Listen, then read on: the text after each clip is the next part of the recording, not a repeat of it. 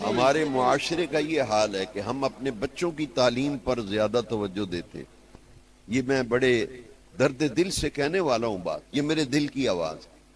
جو بیٹوں کی طرف ماں باپ کی توجہ ہوتی ہے نا تعلیم ایجوکیشن کے لیے اور تربیت کے لیے، وہ بیٹیوں کی طرف عمومی طور پر نہیں ہوتی. پانچوں انگلیاں برابر نہیں. کچھ خاندان ایسے ہیں جو بیٹیوں پہ بھی توجہ دیتے ہیں، لیکن اللہ ماشاء اللہ زیادہ تر یہی دیکھا گیا. لیکن یہاں میں چاہتا ہوں کہ آپ کو میں ایک ایسی حدیث سنا دوں جس کا تعلق ہماری پریکٹیکل لائف سے ہے اور عملی زندگی سے ہے، اصلاح تعلیم و تربیت کے ساتھ. کیونکہ لوگ بیٹیوں کو ترجیح نہیں دیتے تھے، بیٹوں کو ترجیح دیتے تھے. اس کی ایک زندہ مثال ہے. ہر کوئی میری اس بات سے اتفاق کرے گا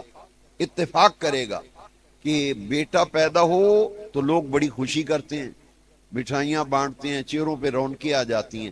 بیٹی پیدا ہو جائے ساتھ ہی چہرے کا جغرافیہ بھی بدل جاتا ہے اور بڑی بددلی سے کہتے ہیں جی بیٹی ہوئی ہے.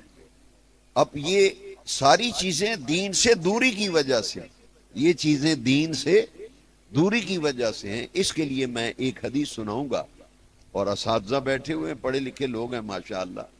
اس لیے میں ذمہ داری سے یہ آپ سب طلبہ و طالبات، اساتذہ، جملہ سامعین کی توجہ چاہتے ہوئے دین کا ایک اہم میسیج و پیغام آپ تک کنوے کرنا چاہتا ہوں. حضور نے ان دو انگلیوں کو اس طرح ملایا. حضور نے فرمایا جس کو اللہ تعالیٰ ایک بیٹی دے یا دو بیٹیاں دے یا جتنی بیٹیاں اللہ عطا کرے، جو والدین یعنی ماں اور باپ اپنی بیٹیوں کی اچھی تعلیم اور تربیت کریں، اچھی تعلیم اور تربیت، اچھی پرورش کریں، اور پھر سن بلوغت کو پہنچنے کے بعد نیک اور اچھا رشتہ تلاش کر کے اپنی ذمہ داری پوری کر دیں. فرمایا جنت میں وہ میرے ساتھ اس طرح ہوگا جس طرح یہ دو انگلیاں آپس میں ملی ہوئی، جس طرح یہ دو انگلیاں آپس میں ملی ہوئی ہیں. میں پوری ذمہ داری سے کہتا ہوں، پوری ذمہ داری سے، جب تک میری زندگی ہے ایک حدیث بیٹے کے بارے میں نہیں ہے، بیٹے کے بارے میں ایک حدیث بھی نہیں ہے. کیوں کہ لوگوں کی توجہ کا مرکز تو اولاد ہی ہوتی ہے. کہتے ہیں انہوں نے ہمارا وارث بننا ہے. اور اسی لیے ہمارے معاشرے میں جب والد فوت ہوتا ہے تو جائیداد کی تقسیم پہ بیٹیوں کو نظر انداز کرتے ہیں. لوگ کرتے ہیں یا نہیں کرتے؟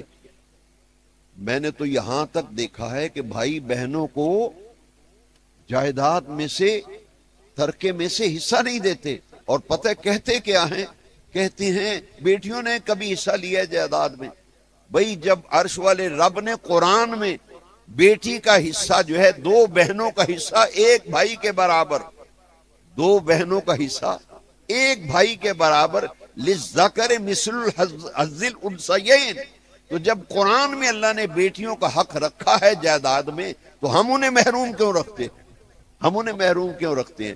میرے نزدیک دین سے دوری اور سیرت النبی سے غفلت کی وجہ سے ہمارا معاشرہ جو ہے وہ بگاڑ کا شکار ہے. آپ ایک تعلیمی ذمہ دارات اور ایک باوقار تعلیمی ادارے کے طلبہ ہیں، طالبات ہیں.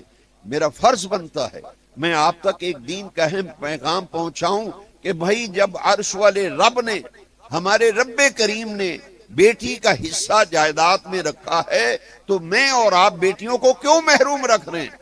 جب بیٹیوں کی تعلیم و تربیت پر حضور نے زیادہ توجہ دینے کی ضرورت پر زور دیتے ہوئے فرما دیا جو بیٹیوں سے ایسا سلوک کرے گا جنت میں میرے ساتھ اس طرح ہوگا جس طرح یہ دونوں انگلیاں آپس میں ملی ہوئی.